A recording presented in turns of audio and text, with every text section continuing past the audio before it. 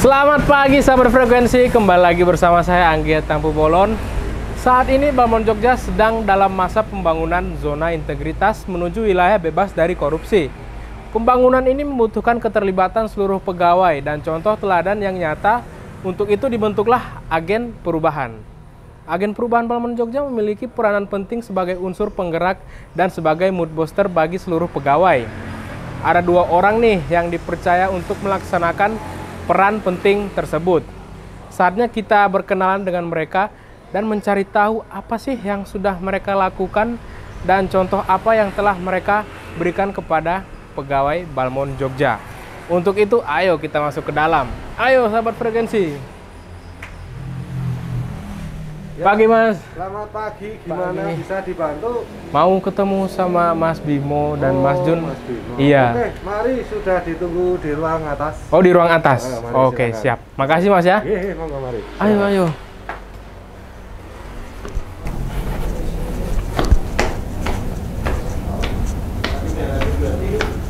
Nah, sahabat frekuensi, katanya janjiannya di ruangan sini. Ayo kita ke dalam. Oke, sahabat frekuensi, kembali lagi bersama saya Anggia, dan di sini kita sudah ada nih tamu spesial, yaitu Mas Jun sama Mas Bimo. Say hi dulu dong ke kamera. Halo. Nah, mereka ini agen perubahan yang ada di Balmond Jogja. Nah, dengar-dengar nih Mas Bimo katanya membuat aplikasi tool yang sangat bagus gitu. Coba Mas Bimo tolong dijelasin aplikasinya seperti apa gitu dan manfaatnya buat Balmond Jogja. Oke, silakan Mas Bimo. Baik, terima kasih waktunya Mas Anggi. Ya. Mungkin kalau dibilang baik belum tentu baik ya. Cuman yang jelas kami ingin membangun suatu aplikasi yang nantinya dapat mempermudah pekerjaan teman-teman di lapangan itu. Nah, ceritanya itu berawal dari tugas dari UPT Balmond Jogja. Itu kita mempunyai perjanjian kinerja monitoring dan penertiban spektrum frekuensi radio di tahun 2022 itu. Kita diminta untuk bisa memonitor penggunaan spektrum frekuensi radio. Itu targetnya itu adalah 80% kabupaten kota termonitor. Oh iya. Nah, dalam penugasan ini itu dibagi menjadi dua. Jadi kita memonitor menggunakan stasiun tetap dan juga ada monitor yang harus dilakukan secara bergerak menggunakan perangkat jinjing.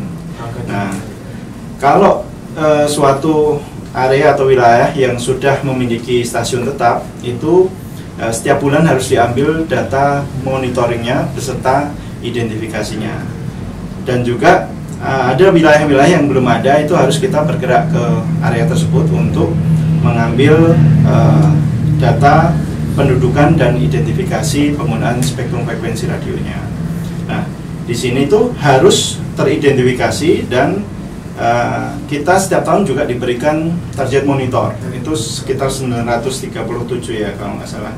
Di sini ini target monitor. Oh, di sini nih udah ada nih di layar ya. Sahabat frekuensi bisa dilihat Ini nanti. target monitor yang harus dilaksanakan oleh Balmond Jogja. Sangat banyak ya Mas Bimo ya. Lumayan banyak Mas Anggi. Nah, ini kalau dilakukan secara manual, ini masalah-masalah yang akan terjadi seperti ini. Jadi terlalu banyak ya, kita harus monitor dari range HF hingga gigahertz gitu. Dari frekuensi rendah sampai frekuensi tinggi kita harus mengetahui identitas pendudukan frekuensi tersebut. Nah, pekerjaan ini kalau kita lakukan secara manual itu akan memakan waktu yang lama karena kita harus ngecek, memberikan marker pada perangkat spektrum analyzer yang mana spektrum analyzer itu terbatas ya, diberikan hanya 6 marker saja. Nah, kalau ada ratusan bahkan ribuan identifikasi ini, teman-teman ini harus markerin sebanyak itu gitu kan. Nah, pekerjaan membandingkan antara pendudukan dengan identitas ini sebetulnya pekerjaan yang bisa digantikan oleh suatu tools.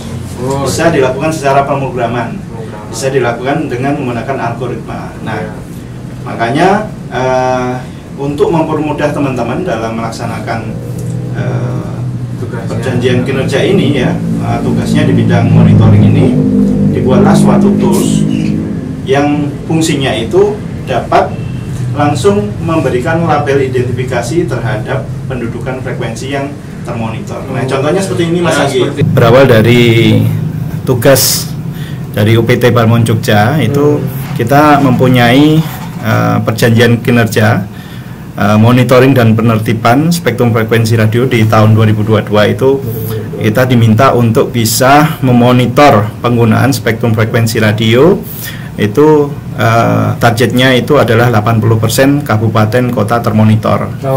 Nah, dalam penugasan ini itu dibagi menjadi dua. Jadi kita memonitor menggunakan stasiun tetap dan juga ada monitor yang harus dilakukan secara bergerak menggunakan perangkat jinjing. Nah, kalau suatu area atau wilayah yang sudah memiliki stasiun tetap itu setiap bulan harus diambil data monitoringnya beserta identifikasinya.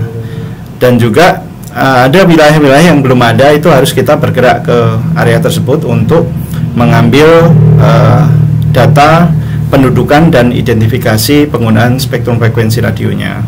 Nah, di sini tuh harus teridentifikasi dan kita setiap tahun juga diberikan target monitor. Itu sekitar 937 ya kalau nggak salah.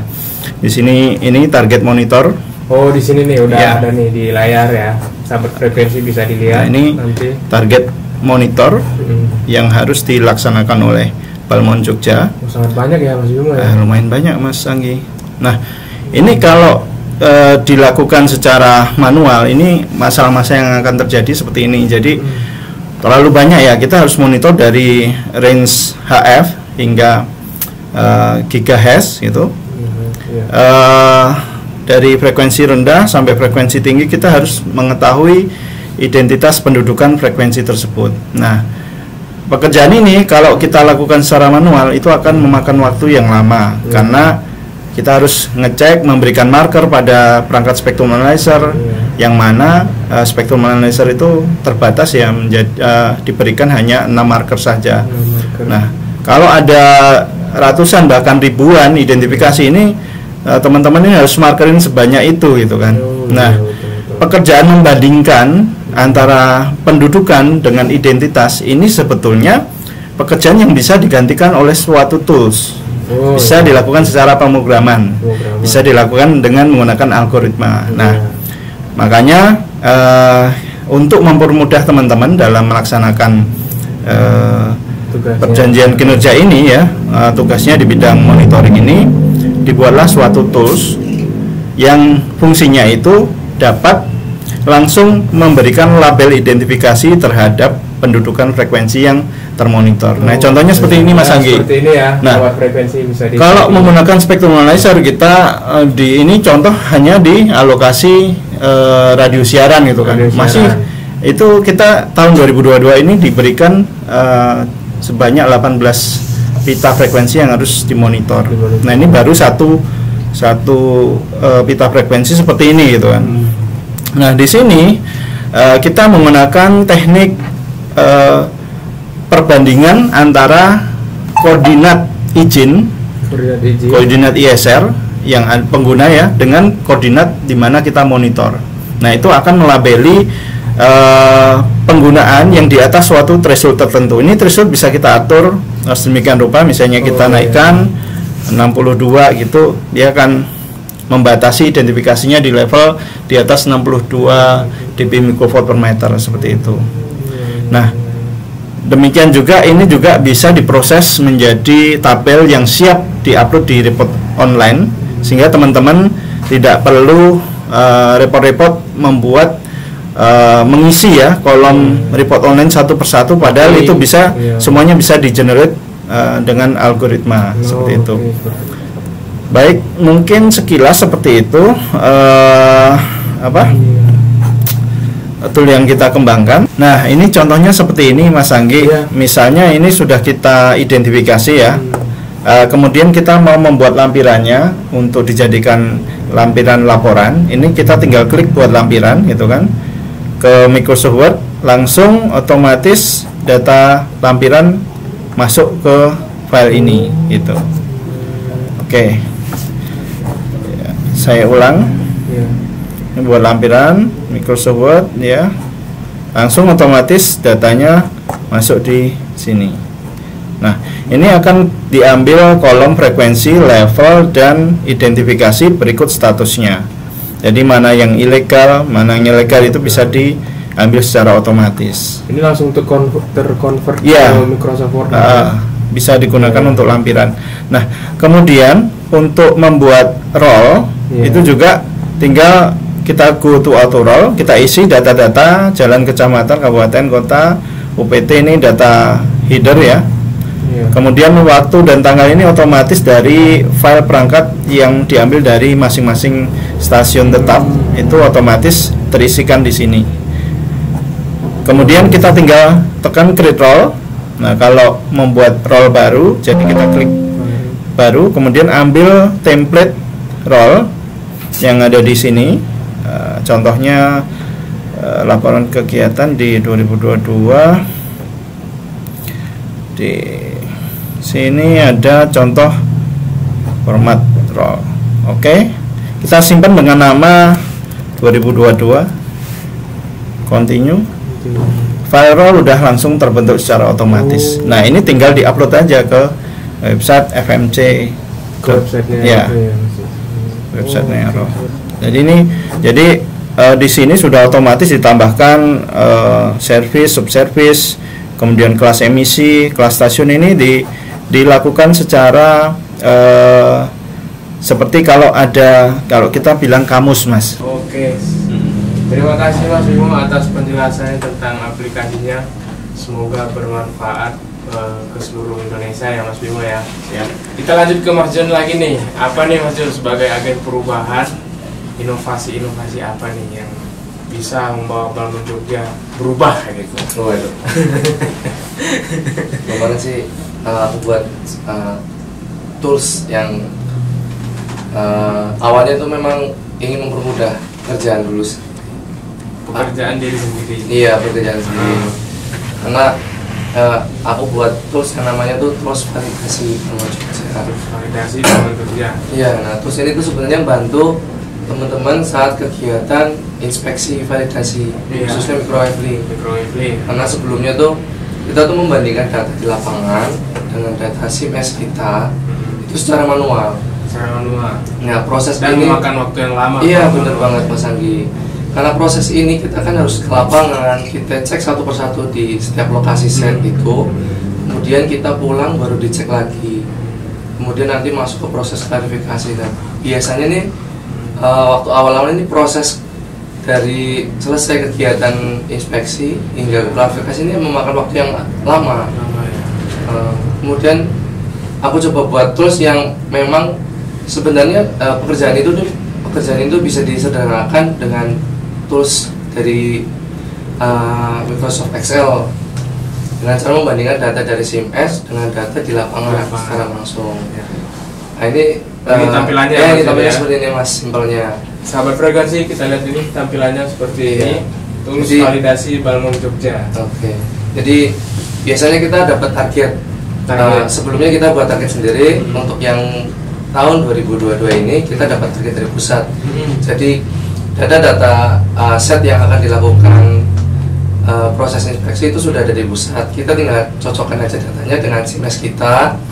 Kemudian kita bisa langsung masukkan nih application ID, set ID dan enamnya.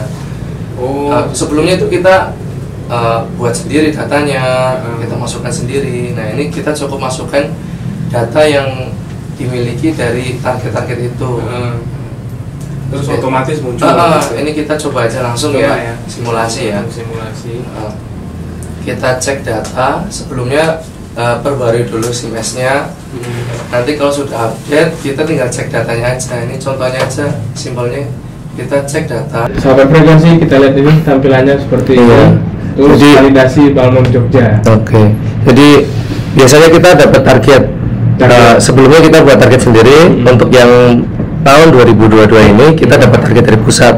Jadi data-data set yang akan dilakukan proses inspeksi itu sudah ada di pusat. Kita tinggal cocokkan aja datanya dengan SIMS kita.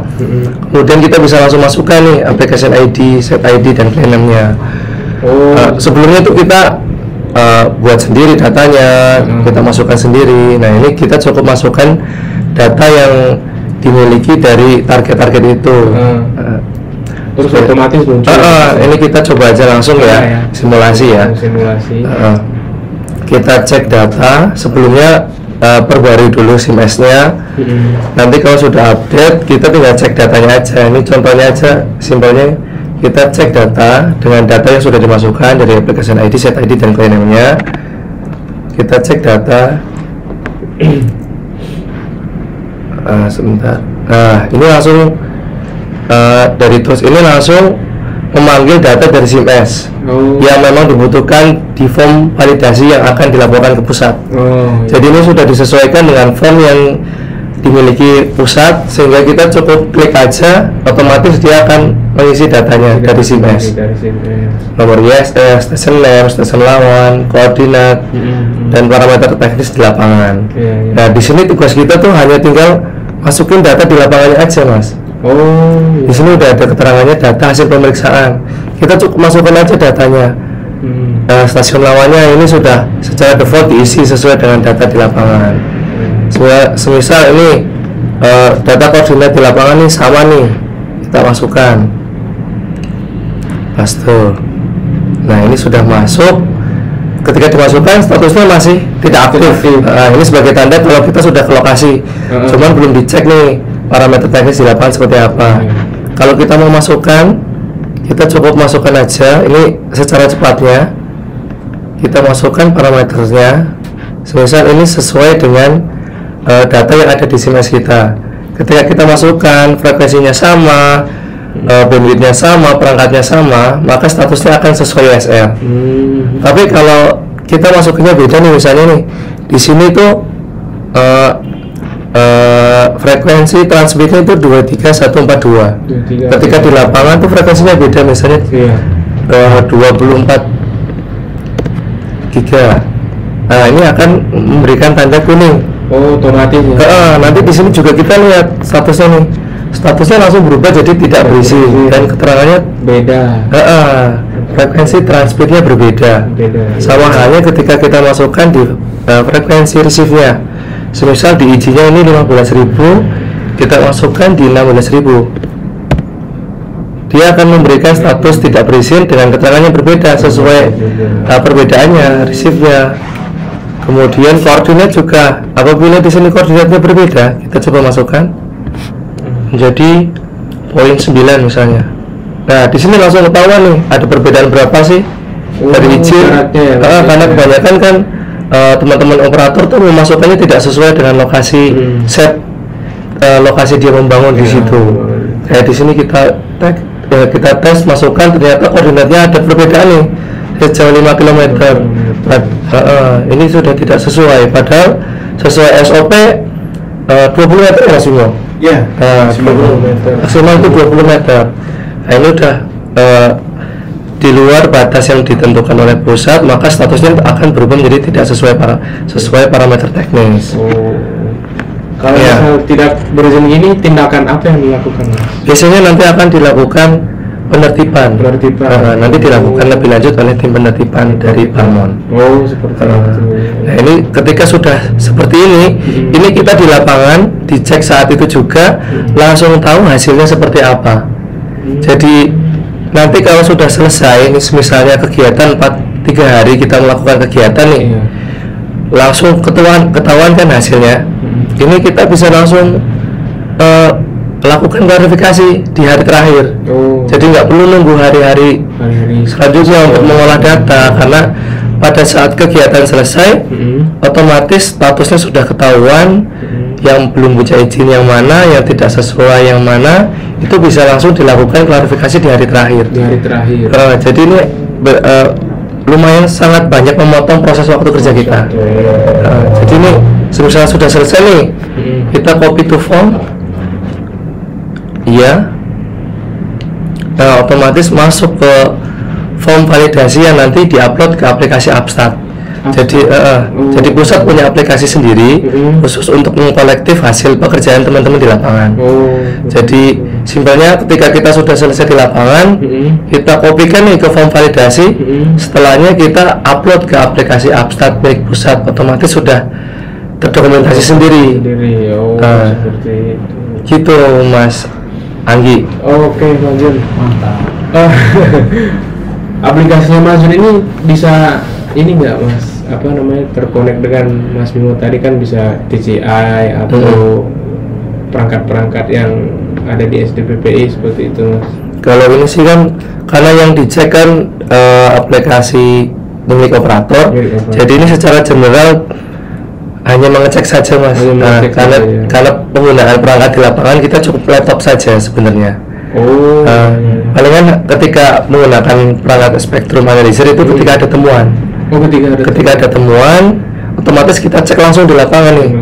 Nah, waktu pengecekan di lapangan ini memang memerlukan perangkat khusus dari Balmon, yaitu spektrum analyzer untuk melihat spektrumnya apakah sesuai dengan izinnya atau apakah benar tidak sesuai. Nah, ini yang nanti dijadikan sebagai barang bukti bahwa ternyata sesuai capture dari Balmon ini tidak sesuai dengan izin yang dimiliki, seperti itu. Seperti itu ya sahabat frekuensi, penjelasan tentang kedua aplikasi yang telah dibuat ya Mas ya sama Mas Bimo dan Mas Jun. Oke, sekian dulu pertemuan kita di episode kali ini. Terima kasih buat Mas Bimo dan Mas Jun sudah direpotkan dengan dengan wawancara ini. Oh, kita punya satu lagi nih Mas. Sebelum closing kita slogan dulu, slogan Balmon Jogja. Nah, slogannya nih. Balmon Jogja sigap. Gitu ya. Apa-apa ya Mas ya. Oke. 1, 2, 3. Balmon Jogja sigap. Terima kasih. Dadah. Sampai jumpa.